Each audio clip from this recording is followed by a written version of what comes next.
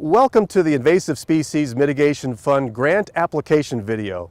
This is a step-by-step tutorial on how to apply for an ISM grant to reduce invasive weeds in Utah.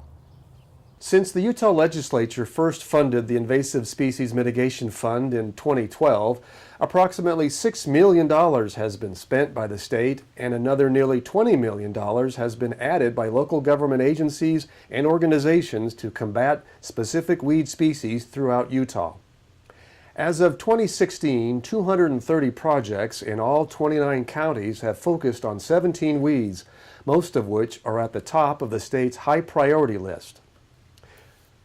From rush skeleton weed and Medusa head in Cache and Box Elder counties to hoary cress near Zion National Park and southern Utah, local weed managers have used ISM money to stretch their weed control budgets and expand their targeted weed control efforts. Other notable successes include Russian olive tree removal in Emery County, Phragmites control and removal along the shores of Utah Lake, and leafy spurge treatment in an important watershed in Wasatch County. Although the scope of the work to date is impressive, these funds are limited. A ranking process is used to determine which projects get funded each year. The purpose of this video is to walk you through the application and ranking process so that you have the best chance of completing a successful application.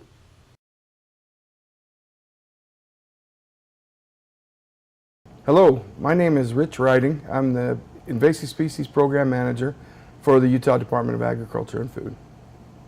And I'm going to be talking a little bit about the invasive species application process and what things can be done to improve your chances of receiving funding from our department for noxious weed control.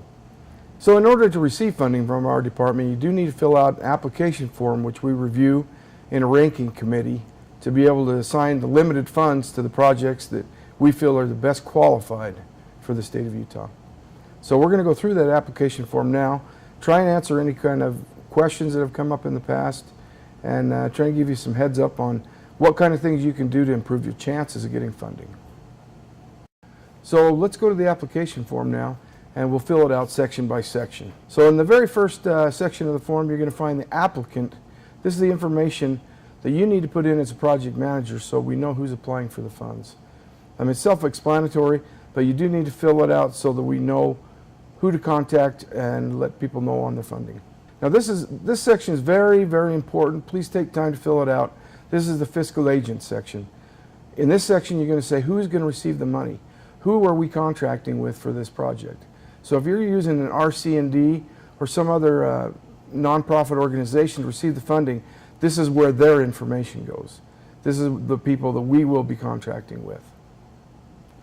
Okay, so now that we've got your information on who you are and who's going to receive the money, now we want to know the project. Tell us about your proposed project.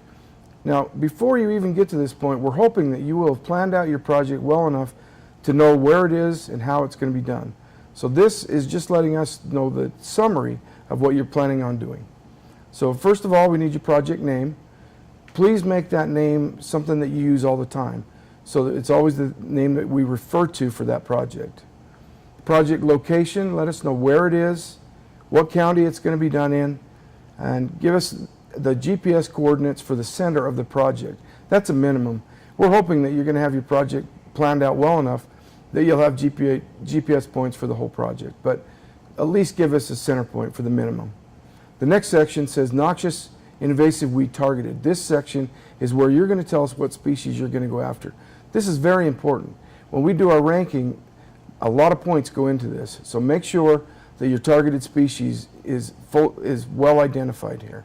There is a drop-down list that will show you all the targeted species that we're interested in. Now we come to the description portion. We want to know what your project is. So we want you to tell us in brief. Don't get wordy on us. We don't need multi-page documents. But just tell us in brief in this box what your project is, how you're going to go about it, and just a summary description of the project, how it's going to work out. Okay. So then we need to know what kind of planned management approaches you're going to use when you do the project. And these are all drop-down boxes also. So you can just pick from these boxes. So let me show you what a drop-down box looks like. So this is what you'll get when you click on one of those drop-down boxes. So you could say, this is a GPS, new infestations right here, or this is a forest management plan, conservation plan. Any of those things would apply. So just fill those in. And remember, the most important thing you can do in filling this application out is include a very good map. It helps us a lot if we can see what you're talking about. So make sure when you put together a map, it's something that we can really identify with. We can tell what you're talking about. Tell us about any kind of future management strategies. You know, we don't want this to just be a one-time thing where you just do something and move on and forget about it. Tell us what kind of things you're going to do in the future to make sure that this is a project that has success. Okay, now we need to know about the money portion. This is the budget and scope of work. And it's broken out into two sections. There's the budget, which we're going to talk about right here, and there's the scope of work. The budget, we just need in general terms where the money is going to go in these categories. So if you're going to spend $10,000 on herbicide, you'd list that. If you're going to put $15,000 into labor, then you put it in the labor section.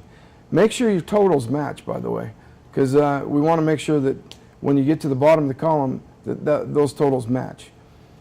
Also in here, put in any kind of match funds that you have. So if you have federal money, or if you have other government, or if you have a private landowner who's putting money into it, put their money in here also. So that when you get to the final portion total at the bottom right, it shows the value of the overall project. Now the money that you're asking for from us, the proposed grant amount, is the bottom of the ISM grant column. That is the money, that is the amount of money that you're going to be asking from us.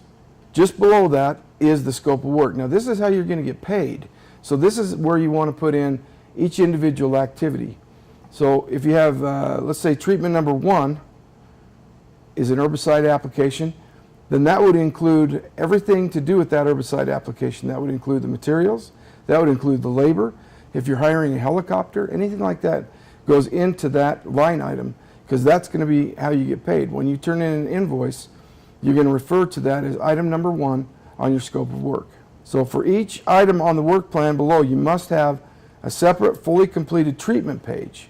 We're going to talk about treatment page here in just a second. So for each line item on that scope of work, you'll have an associated page with it that is a treatment page. I'll say back to the scope of work. So we're going to click on the drop-down menu, and it says treatment number 1, treatment number 2, treatment number 3. If you're only doing one treatment, if you're only doing one herbicide application, and all you need is one treatment, then that's all you're going to fill out. If you've got a very complicated project where you have treatments, you have restoration, you have seeding, you have any kind of tillage, that kind of thing, you're going to have a treatment number for each one of those. If you have biocontrol release, that kind of thing. So again, the drop-down menu is, you can pick from biocontrol release, herbicide application, mechanical treatment, revegetation treatment, so whatever fits that portion of the project. Once you finish the scope of work, remember that you will receive 90% of your funding during that the project time, but 10% of that funding is going to be held out until we receive your final report and all of your GPS points from the project. Now you're going to fill out this page. It's the project landowner contribution information. We want to know where the project is. Is it on federal land?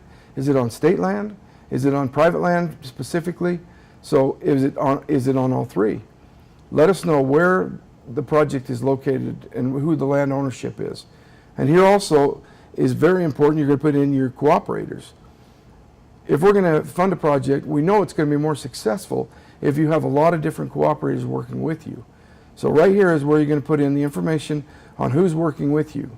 We want cooperators who are really putting something into the project, whether it's money, whether it's time and labor, volunteer labor. If it's their land and they're allowing you to work on it, you're going to indicate the land ownership in acres and the percentages, and just do the best you can. You know, we don't want exact measurements. We don't need it surveyed. We don't need anything like that. We just need more or less whose land is it on and who's contributing. The next page is a treatment page. Now we're into the treatment portion. So treatment number 1, it says an herbicide application, or it can be a revegetation, or it can be a biocontrol. It can be any of those. But Treatment number 1 is where you fill out more information on what you're going to do on that treatment. So it says treatment herbicide applied. It's a drop-down menu again.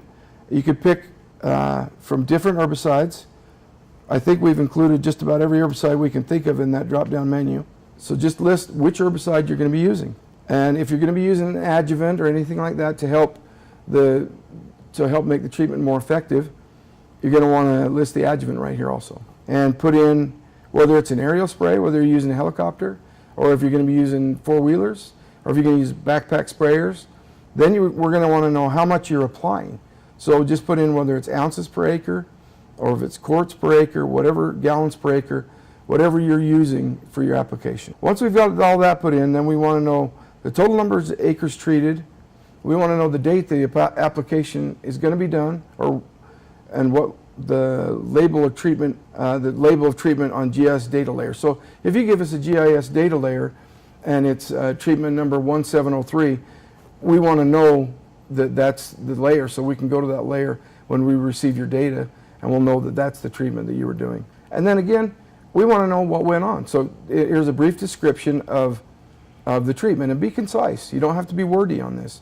Just tell us what went on, weather conditions, if you had volunteers, if everything went smoothly, anything you can put into that treatment so we know how well it went. Okay, so now that's treatment number 1 done. So now you're going to go on to another treatment. Each one of the treatments is a line item on the scope of work. Don't forget that. So in this case, it would be a biocontrol release. And you can go through and you can put the insect released, all the pertinent information on this form. I won't go into detail on this form, but just remember, we need each form filled out for each individual portion of the work. Okay, so like I said, we want to have the best chance for you to get funding. So right now we're going to talk about ways that you can increase your ability to get funding from the ISM program. We really want to catch weeds right at the very beginning. So early detection is key to us. When you focus on the weed target species you're going to use, focus on early detection. Think about the weeds that you don't have a lot of that you think you can do something about. Here are the things that we really look for when we do grant ranking. Does this project have a high probability of success? Are you really going to be able to make this project a success? We don't want to just throw money towards things that we don't feel are really going to work out in the long run and be a benefit to the state of Utah. Is this a state weed species of importance? We want you to be able to pick from the list of weeds that we feel are important and that need to be taken care of. So if you really want to receive funding, you're going to pick from the list of weed species of importance. Now, can you not get funding from any species that's not on our list? That's not true. You can. Let's just take white top as an example, hoary cress. Even though there's a ton of it in the state, we have a whole lot of it in the northern part of the state. We did fund a very successful project in New Harmony of white top removal and control. And the reason is there's not a lot of it in that area. They made a case that it was very limited in that area and that they could do something about it and make an impact on it. And so based on that, they received funding from us, even though white top would normally not be funded. So keep that in mind. Now again, like we talked about in the application form, is the species located in a weed focus area? Go to our maps on our website, look at those maps, check your target species, see if your project area falls within that focus area, and you're going to have a higher point value when you get ranked. Do you have a planned approach to this? Is this something that we can look at and say, they really know where they're going with this project and they're going to be able to make it happen? So in order to do that, you're going to have a well-defined scope of work. We need to know what activities you're going to do in what order to make this project a success. And then one of the very most important things, besides just the target species, is do you have a high degree of cooperation? Is there a lot of people that are going to participate in this project to make it a success? We found that the most successful projects are those projects where we have a lot of people working together. If it's just somebody doing it on their own, a lot of times it doesn't work out quite as well. Okay, so now you've received funding from us. You've actually got in, you've got that application filled out, you got through all that horrendous paperwork, you received funding from us. Now, there are some things to keep in mind. You've got to do these things. We need to have before and after pictures. That is very critical. In a minimum, we need before and after pictures on your project. We need GPS points. We need to know where your project took place and all that, but we need to be able to see before and after. We need some kind of a monitoring. So there's lots of different monitoring methods to pick from, but probably the best is a before and after picture. So that is the minimum. Do that. And you're going to want to be able to get more funding in the future. So what you're going to want to do is show some success. You want to show the progress that you're making. It's great for you to tell us that things are going great and things are going as planned, but we want to be able to show that progress, not just to us, but to the people who provide funding for the ISM program. We want to show them that their dollars are being spent wisely and that this is a program that's making a difference in the state. So with that in mind, I think you can really make a difference with your ISM project by just putting some thought into it ahead of time, plan it out in a logical manner, and tell us how you're going to do it. And one final piece of advice: don't try to go it alone. While multi-partner cooperation is essential at the start of the project, it's also essential that partners be included in the beginning of the planning process.